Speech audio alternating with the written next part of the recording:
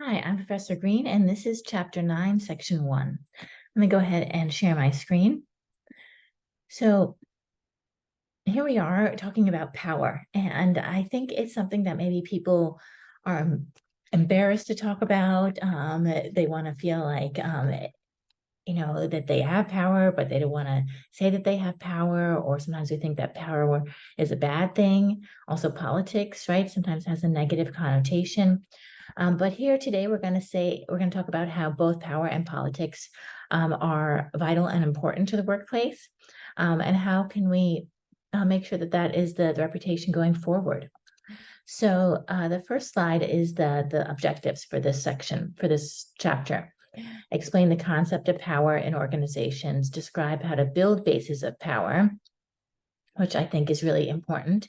As I said, there's a lot of value in getting people to do things for your project or your initiative, especially when they don't necessarily work directly for you. That's really the trend going forward in organizations. And listing methods for navigating the political landscape in organizations. So again, how can we engage in politics in a positive way? So for the first section for this video, we will be talking about explaining the concept of power in organizations. What is power? Where does it come from?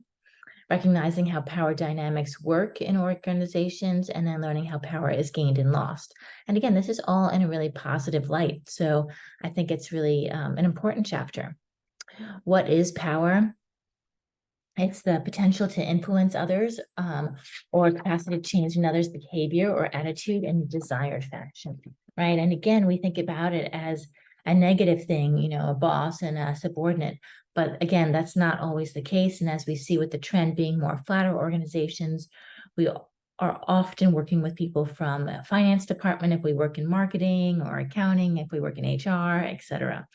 So it's associated with influence, right? What is the capacity to affect the character, development, or behavior or someone of something? I'm sure if you think about who's influenced you in the workplace, the 4 or 5 different initiatives that you're working on at any point of time, right? Somebody influenced you to do that work. Both power and influence are closely tied in leadership. And I can talk a lot about what happens in the classroom, but I'd like to talk about more things that work in the workplace, because I think that will be more effective for you all once you graduate, unless you go to graduate school for your PhD and you teach. But those are kind of few and far between students. And how leadership is the use of interpersonal power and social power, right, to influence other. So, right, there's a lot of not just, oh, this is my boss, I have to do something for him, but there's somebody, again, in a different department who needs my assistance. So again, is power good or bad? And, it's a critical aspect of leadership, persuasion, and influencing of others. Power is functional, right? There's no really way other to describe it in a more positive way, but it is there in the workplace, right? It is functional for professional development and career success, right? I have a colleague that I work with often in Vienna, Austria, and at one stage, he was more powerful. He was my professor when I was at Thunderbird in business school, but now we work together as equals, and I'm actually having him help me on my course for the spring for the undergraduates. And I actually have to influence him a lot because he's going to take the time out of his day to help me. So, right, that we often have different relationships at different stages of our career. So when someone with personal power uses their influence, we are inclined to describe that person as a good leader, right? So if you think about your previous bosses, right, they were using power to influence even their boss, maybe to get some funds for your project, or to get good team members on your project, or to, get you a good location or something like this. So, people are, motivating and persuading. And so we think of them as a good leader, and really what they have is power. So the last bullet point, here's my favorite. When someone uses power to manipulate, constrain, threaten, or foster an unfair advantage, then the exercise of power, right, is problematic and regarded as something to avoid, right? So again, this is where we don't want to go into this territory, right? We have, sexual harassment, right, is a big example or getting someone to work on your project, which is not really a priority for an organization, etc. So, right, we want to stay away from bad power and work in the space of good power. So potential and capacity, that is what power is, the potential and capacity to influence others and energize action. People tend to react differently to those who have the potential to enact power. So, right, you want people who support you, who respect you. That comes because you potentially have power, right? And so often there's a deference to those who have high levels of personal power or those who are in positions that carry a lot of influence. And this I thought was really interesting. I ran into Dean Smith, yesterday at the LMU Alumni Day, and I could see she was kind of worried about going to meet some other people. And so she didn't really necessarily have a lot of time for me. And I feel like that's okay, like in relation to her, I have less power, right? But if she was talking to President Snyder, that would be a different thing. President Snyder has a lot of power over her, right? And so what the book also talks about is how sometimes we can misinterpret the intentions of those who are in power.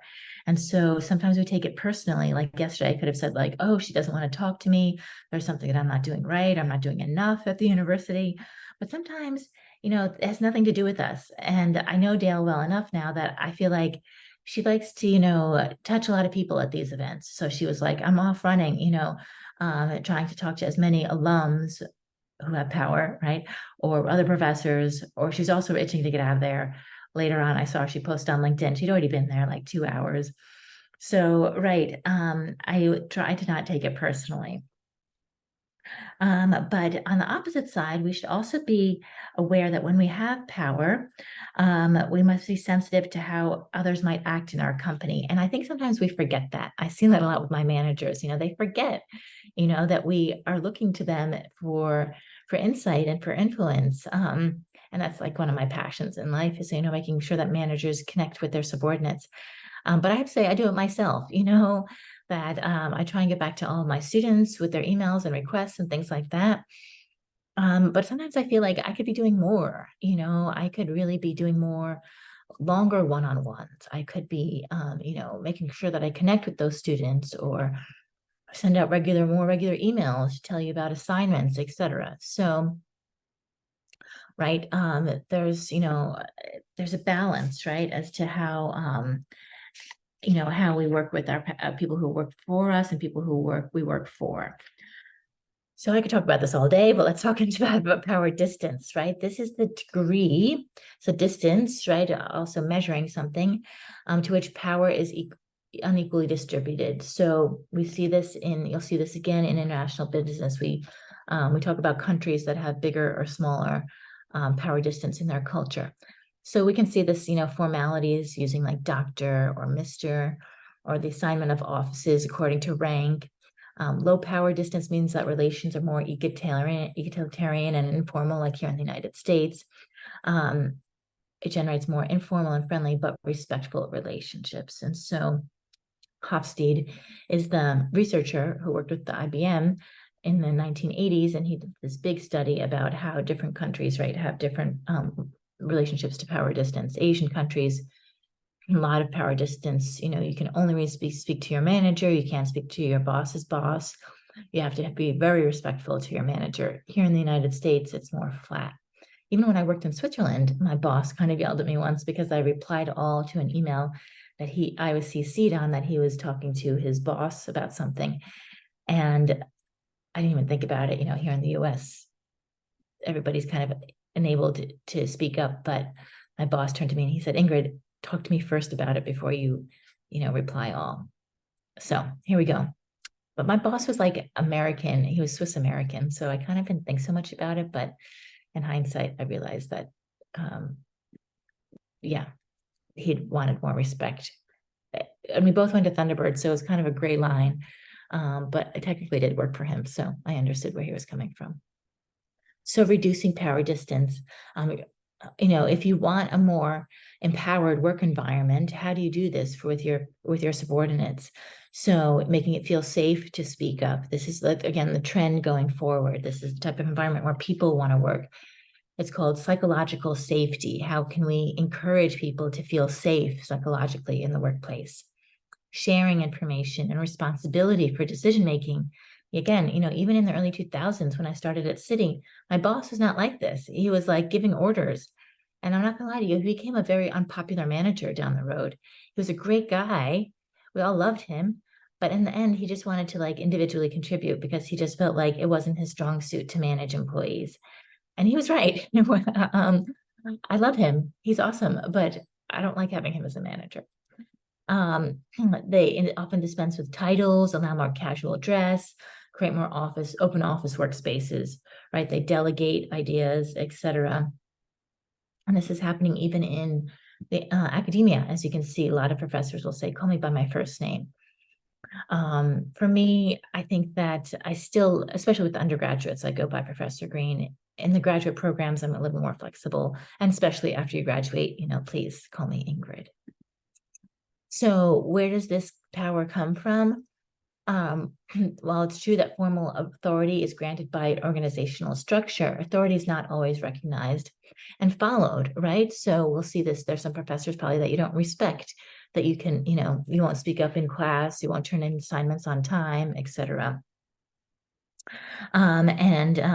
But a more impactful form of power can be derived from personal, social, or relational sources, right? So forming relationships with people, really important. This is the difference between personal and position power. And I have to say, Dale, she did a good thing last year by inviting me to travel with her when she was headed to Spain. And that was good because she then started to form a relationship with me. And then I'm more empowered to do things in the workplace. And then she doesn't have to oversee me as closely. And that was really great. I think it saved her a lot of time and money and effort in the long term.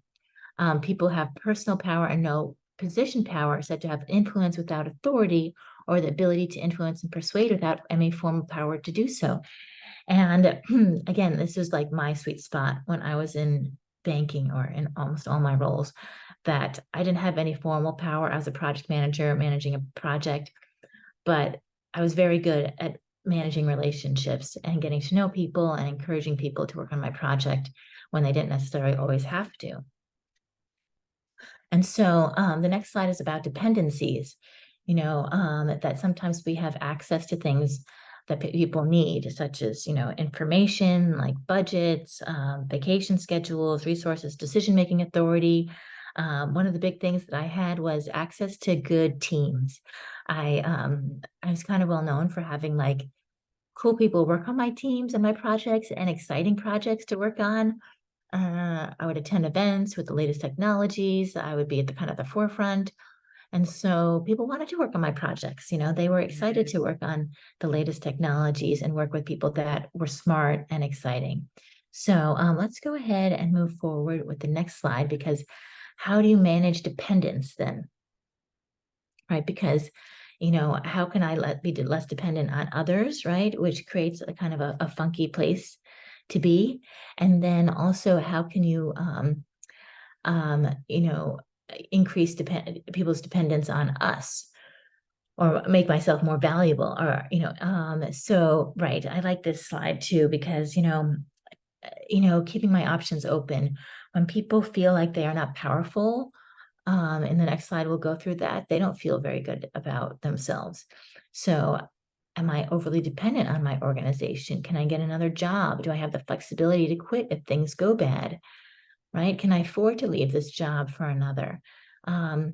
Yeah, it's not fun when we are in these types of roles. So I think, building our skills, making myself more valuable. How am I in demand? Do others want to hire me? Will my organization fight to keep me? Right? So, that's why we continuously do, working on our skills, taking different trainings, working on initiatives that the organization thinks are important. As I've said, the university now wants clinical professors to do more consulting rather than working on service, which is like considering managing the master's program, or even working on my courses. Do I have rare and valuable skills, right? Do I bring something to the workplace? And am I keeping my talents and skills up to date? So again, really important to work on this. How do I make myself valuable? And so powerlessness is the feeling of lack of control.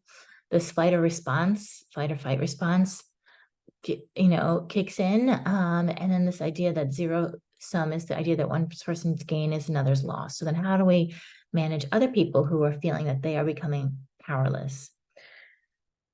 And so, an example that I gave was this summer, as I said, Dale said that I needed to hand over some of the responsibilities for the MGM program because I needed to be doing some other things.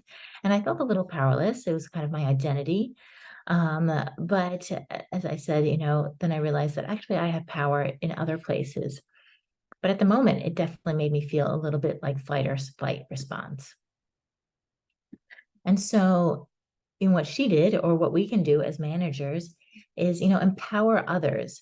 So this is an example here where, someone is a high performer, A is the high performer, B is now threatened by A's performance. So then B rallies the group against A, not good, and then A loses power. So this is where saying, there's only so much power to go around. And that's not true at all, right? Because there are more skills, more projects, more initiatives to take over.